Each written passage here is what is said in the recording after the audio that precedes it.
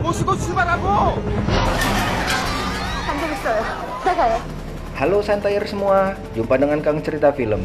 Kali ini Kang Cerita akan menceritakan tentang seorang anak yang selamat dari virus dan menyelamatkan kota tersebut, di mana kota itu sudah terjadi kekacauan karena pemerintah akan membakar bahkan membom semua orang yang diduga kena virus yang mematikan. Bagaimana ceritanya? Yuk langsung aja kita saksikan.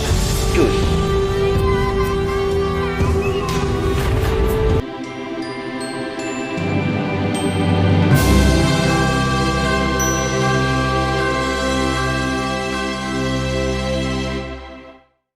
Film dimulai di kota Hong Kong bulan April 2014. Di sana ditunjukkan banyak sekali orang-orang atau imigran gelap yang ingin sekali mengadu nasib ke Korea. Mereka diselundupkan melalui pelabuhan dengan cara dimasukkan ke dalam kontainer. Saat penyelundup di dalam kontainer memeriksa sebelum diberangkatkan, ada salah seorang di antara mereka yang sedang batuk-batuk. Saat ditanya apakah dia baik-baik saja, dia mengatakan iya dan berangkatlah mereka menuju Korea. Suatu hari terjadi kecelakaan di mana sebuah mobil masuk ke dalam sebuah lubang dan di dalamnya ada sebuah mobil yang hampir terjatuh. Padahal di dalamnya ada seorang wanita dan terlihat tim SAR sudah ada di sana untuk menolong wanita tersebut. Sebut saja Parman yang menolong wanita tersebut. Saat si Parman akan menolong wanita itu, Parman terkejut karena yang akan ditolong ternyata cewek cantik. Dakdikduk deh si Parman. Saat mau menolong cewek itu, ternyata roknya tersangkut. Mau gak mau, Parman menyobek roknya si cewek. Si cewek ngomel-ngomel, bilang kurang ajar. Ya, namanya darurat, ya harus dirobek atuh mbak. Gimana atuh mbak dalam hati si Parman kali ya? Saat si Parman lihat keluar mobil, ternyata mobil akan segera jatuh. Langsung saja si Parman menarik mbak cantik sambil memeluknya. Alhamdulillah, mobil jatuh, si mbak selamat dipeluk si Parman. Rezeki, ini juga disebut dalam kesusahan ada keenakan. Setelah menyelamatkan si mbak, si Parman curhat kepada temannya si Tono bahwa dia kesel sama si mbak itu, tidak ada ucapan terima kasih. Si Tono menggoda dia, bilang cie-cie dasar jomblo naksir ya. Tenang aja, kata si Parman, dia pasti balik lagi karena dia sudah gue pinjemin jaket gue. 고마웠어요. Thank you very much. Benar saja perkiraan si Parman bahwa si mbak balik lagi. Ternyata dia bukan mengucapkan terima kasih, tapi minta bantuan si Parman untuk mengambilkan berkas yang tertinggal di mobil. Tapi si Parman menolaknya karena itu bukan pekerjaan dia. Di lain tempat, dua penyelundup sebut saja Bejo dan adiknya Tino sedang memeriksa kontainer mereka yang isinya imigran selundupan. Setelah dibuka ternyata keluarlah cairan dan bau busuk dari kontainer itu. Dan mereka kira semua imigran itu sudah mati. Tiba-tiba saja ada yang memegang kakinya si Tino. Kontan mereka kaget dan melihatnya. Ternyata masih ada yang hidup. Segeralah mereka menariknya keluar. Saat menarik keluar, ternyata ada cairan yang muncrat nyiprat ke mukanya si Tino. Dan setelah ditanya, hanya tinggal anak itu yang hidup. Mereka pun pergi meninggalkan kontainer. Saat di jalan, si Tino sudah merasa tidak enak badan. Dan di jalan itu pula si anak kecil itu pergi meninggalkan mobil. Ketika mereka ingin mengejar, ternyata ada polisi dan mereka tidak dapat mengejarkan. Anak itu pergi menjauh ke daerah pemukiman. Selanjutnya, Bejo membawa adiknya si Tino ke klinik untuk berobat. Di sana si Tino sudah mulai batuk-batuk dan batuk dia tersebut virusnya sudah mulai menyebar ke anak-anak, ke orang tua, bahkan ke dokter yang ada di klinik tersebut. Di lain tempat, si Parman mengajak sahabatnya si Tono untuk ambil barang-barangnya si Mbak. Dan setelah mendapatkan barang-barangnya diperiksa, ternyata si Mbak itu seorang dokter. Sedang mereka membuka barang-barangnya si Mbak dari dalam tas, ternyata ada telepon. Dan telepon itu ternyata berasal dari anaknya si Mbak tersebut.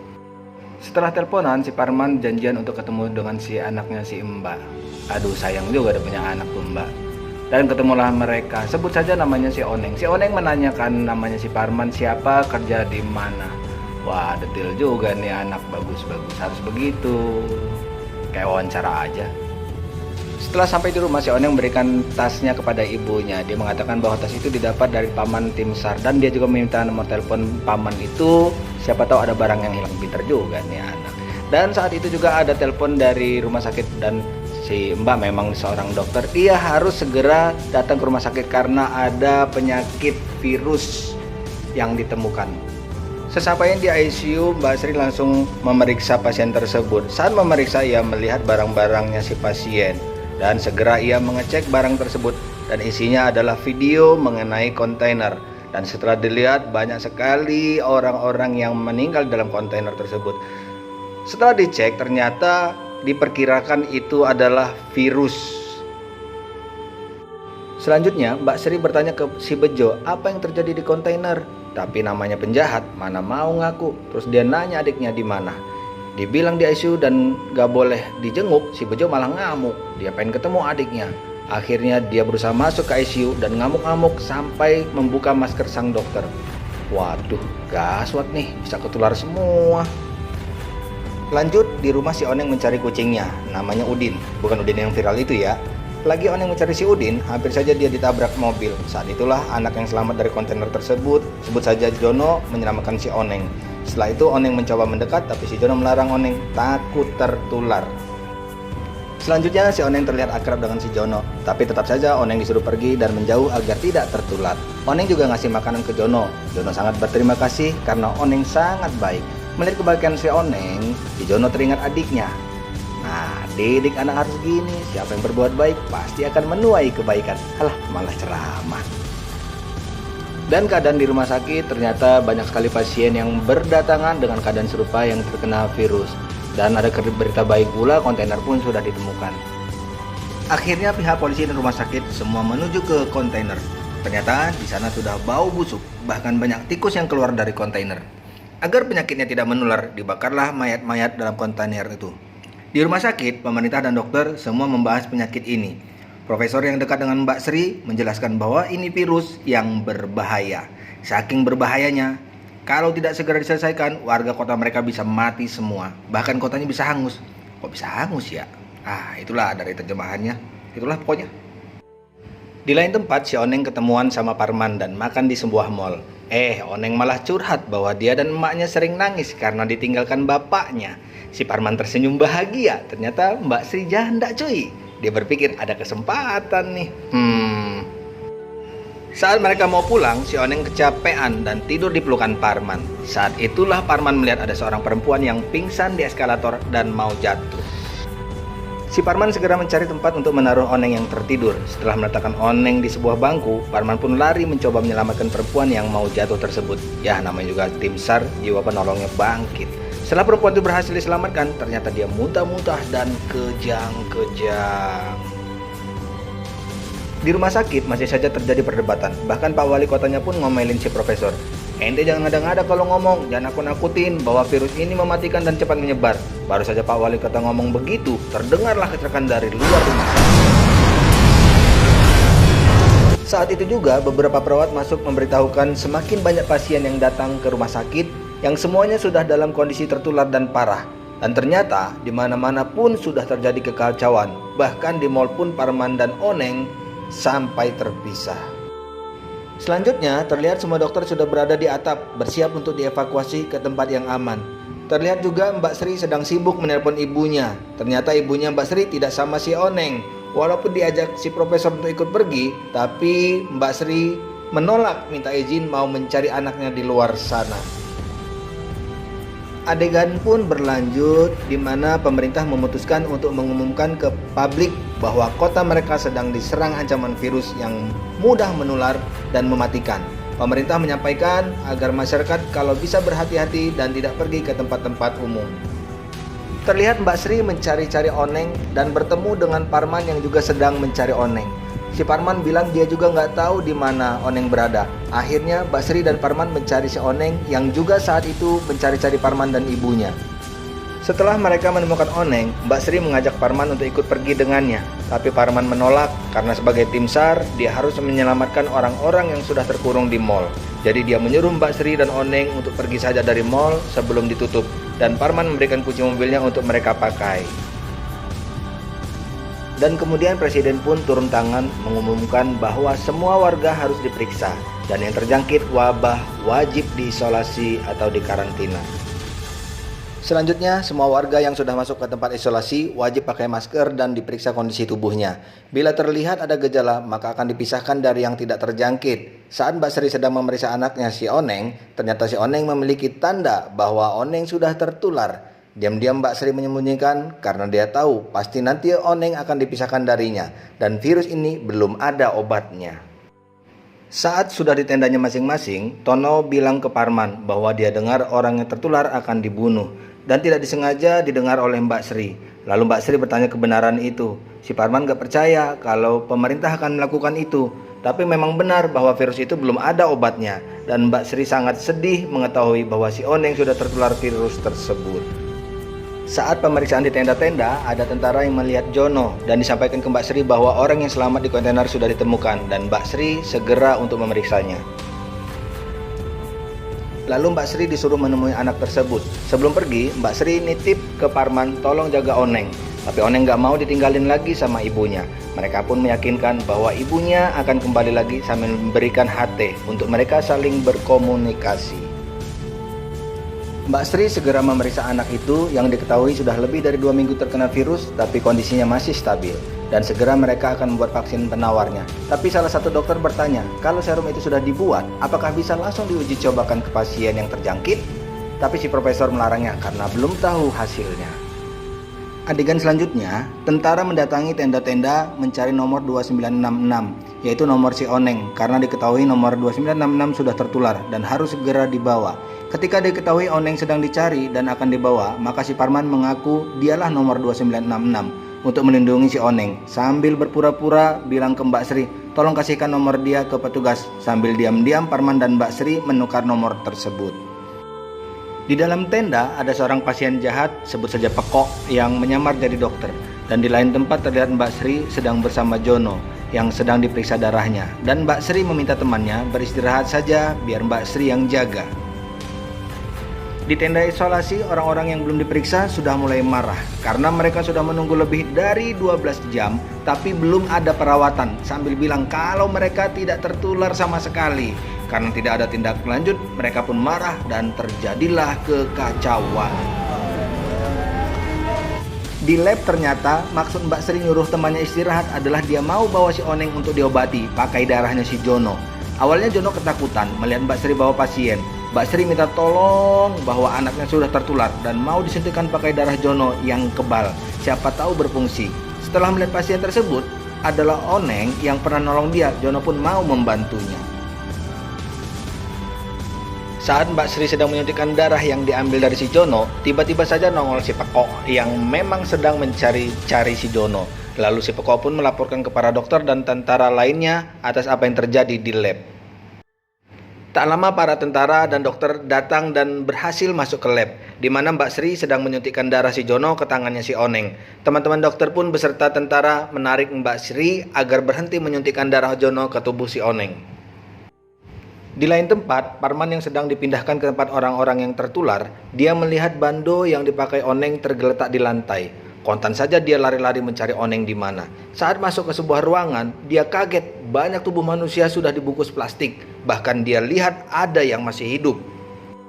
Parman bertanya pada salah satu petugas, itu ada yang masih hidup? Tapi si petugas malah ngomong bahwa orang-orang itu sudah tidak ada harapan lagi untuk hidup. Tapi si Parman ngotot untuk selamatkan mereka. Petugas lalu menunjukkan kalau orang-orang yang baru masuk dan parah sudah dipindahkan ke ruangan lainnya. Alangkah terkejutnya Parman ketika masuk ruangan tersebut. Ternyata lapangan berisi lautan manusia yang menggunung dan siap dibakar. Ketika Parman sedang mencari-cari, dia mendengar ada suara HP di antara tumpukan manusia. Saat dibongkar ternyata di sanalah si Oneng berada. Segera saja Parman mengangkat dan membawanya keluar dari sana. Adegan selanjutnya, si Jono dalam mobil ambulan mengajak Mbak Sri masuk dan segera pergi. Karena orang-orang yang tertular semua mengejar si Jono dan para dokter untuk dibunuh. Saat mobil jalan, HT Mbak Sri terjatuh. Padahal HT itu untuk berkomunikasi dengan Parman dan Oneng. Melihat itu, Jono berinisiatif turun dari mobil dan mengambil HT tersebut. Aduh, ngapain juga sih pakai turun? Dan si Jono langsung ditangkap oleh si Bejo. Karena si Bejo menganggap si Jono lah penyebab adiknya mati karena ditularkan dari dalam kontainer saat itu. Lalu si Jono ditusuk oleh Bejo.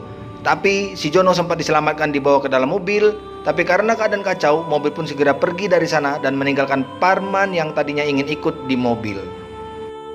Saat di mobil, dokter temannya Mbak Sri pun sudah terluka dan dia meminta Mbak Sri untuk melindungi si Jono karena Jono pun sudah sekarat akibat tertusuk.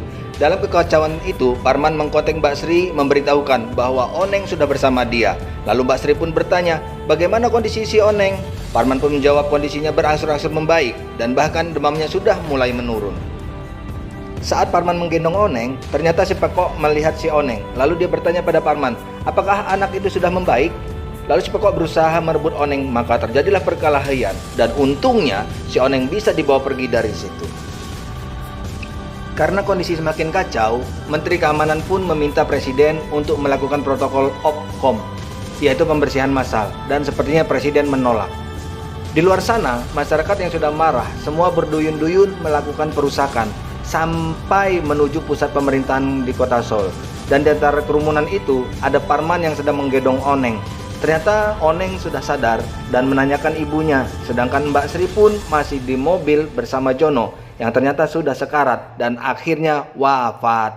Dan ternyata di antara kerumunan itu ada si Pekok yang sedang menghasut semua masyarakat untuk menuju Seoul agar semua warga Seoul dan pemerintah ikut tertular. Dan kalau sudah tertular, pemerintah pasti akan mengobati mereka. Di lain tempat, ternyata Mbak Sri sudah sampai di Seoul dan menunjukkan ke profesor bahwa si Jono sudah meninggal. Dan itu pun disampaikan ke presiden. Presiden pun terdiam karena harapan satu-satunya ada pada Jono. Lalu Mbak Sri minta izin ke profesor untuk pergi ke kerumunan menjemput Oneng si anaknya. Profesor pun melarang, tapi Mbak Sri bilang Oneng masih hidup setelah disuntikkan darah dari si Jono. Lantas, profesor, apakah itu berfungsi?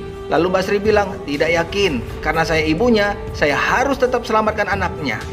Lalu Mbak Sri, cus. Akhirnya para warga yang tertular sudah sampai di Seoul yang diblokade oleh tentara.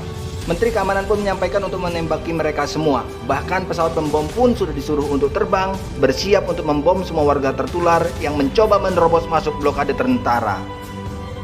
Saat para tentara bersiap untuk menembak, ada salah seorang warga yang maju ke depan sambil berteriak bahwa dia tidak tertular. Ternyata diam-diam si Pekok yang berada di sana bersiap-siap menembak tentara.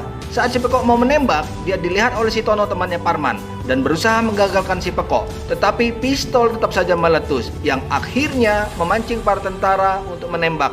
Akhirnya warga yang bilang tidak tertular tadi pun tertembak oleh tentara. Dan semua tentara pun mulai menembaki kerumunan yang akhirnya kerumunan itu menjadi kacau balau. Melihat kejadian itu, Presiden marah kepada menterinya. Tetapi menterinya bilang tidak boleh mengorbankan seluruh negara hanya karena belas kasihan. Tapi Presiden bilang bahwa tidak boleh menembak orang yang tidak bersalah. Tetap saja si menteri menyiapkan operasi pembersihan kota. Adegan selanjutnya, si Parman menyuruh Oneng untuk bersembunyi menunggu dia. Lalu setelah Parman pergi, si Oneng mengkontak ibunya dan dia bilang bahwa dia sangat takut sekali. Lalu Mbak Sri bilang suruh tunggu dan dia akan berlari ke sana menjemputnya. Sedangkan di pusat Presiden marah-marah bahwa operasi pembersihan kota harus dibatalkan.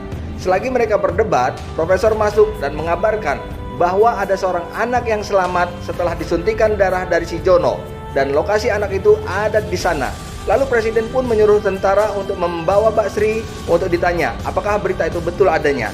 Dan Mbak Sri meyakinkan bahwa memang Oneng sudah sembuh setelah ia suntikan darah Jono. Dan dia sudah mendengar langsung suara si Oneng. Sedangkan di kerumunan, si Pekok menemukan si Oneng. Dan langsung saja Oneng dibawa ke lab untuk diambil darahnya. Selagi Oneng meronta-ronta, datanglah Tono dan langsung mencoba menghentikan si Pekok. Saat mereka berkelahi, datanglah Parman sambil mendorong Pekok yang akhirnya si Pekok terlempar keluar lab, tertusuk besi, dan akhirnya si Pekok modiar. Ternyata warga yang mencoba menerobos masuk berhasil masuk setelah blokade dijebol dengan ditabrakkan pakai mobil tentara. Lalu menteri memerintahkan kepada para tentara, bila ada yang mencoba menerobos masuk sampai batas garis orange, langsung tembak saja. Dan di situ terlihat Mbak Sri yang coba menerobos pertahanan tentara dari pihak Seoul meminta agar ia bisa melihat ke depan. Sementara di sisi seberang terlihat si Oneng yang sedang mencari-cari ibunya sambil coba menerobos di antara kerumunan warga tertular sambil terus menangis berteriak-teriak mencari ibunya. Saat si Oneng melihat ibunya di barisan tentara di seberang sana, langsung saja si Oneng berlari meninggalkan kerumunan menuju ibunya. Saat Mbak Sri melihat Oneng berlari menuju dia, wonten saja Mbak Sri kaget karena dia tahu bila Oneng melewati garis orange pasti akan ditembak. Langsung saja Mbak Sri lari menuju Oneng untuk menyelamatkan. Dan pemerintah pun semua kaget dan terpaku melihat hal itu, termasuk tentara. Gimana nih, nembak nggak ya? Mungkin pikir mereka semua, panik nggak? Panik lah, masa enggak? Dan salah seorang pimpinan tentara di lapangan memerintahkan anak buahnya tetap menembak kalau ada yang melewati garis orange. Dan Parman pun ikut mengejar si Oneng untuk menahannya supaya tidak melewati garis orange. Tapi terlambat, si Oneng menginjak garis itu, langsung saja tentara memberondong ke arah Oneng. Melihat tentara menembak si Oneng, segera berlari coba menghalangi tembakan tersebut. Dan akhirnya Mbak Sri yang tertembak yang langsung jatuh ditangkap si Parman. Melihat si Oneng sembuh yang diketahui sebagai anaknya Mbak Sri, Presiden langsung mengumumkan kepada seluruh penduduk kota Bundang bahwa dia mengambil keputusan bahwa serangan udara sudah dibatalkan. Pemerintah akan ambil risiko untuk menyembuhkan seluruh penduduk yang terkena virus dan dia menjamin mereka semua akan hidup dengan tenang lagi. Dan akhirnya semua penduduk merasa senang, apalagi si Parman, pasti dia nggak jomblo lagi. Bahkan beli 1 dapat 2. Terima kasih untuk Santayer yang sudah menonton film The Flu ini. Jangan lupa subscribe, like, dan komen. Dan juga jangan lupa nyalakan tanda lonceng untuk Kang Cerita kasih tahu alur cerita selanjutnya, biar kalian semua bisa tertidur pulas. Jangan tidur, tonton sampai habis. Bye bye bye.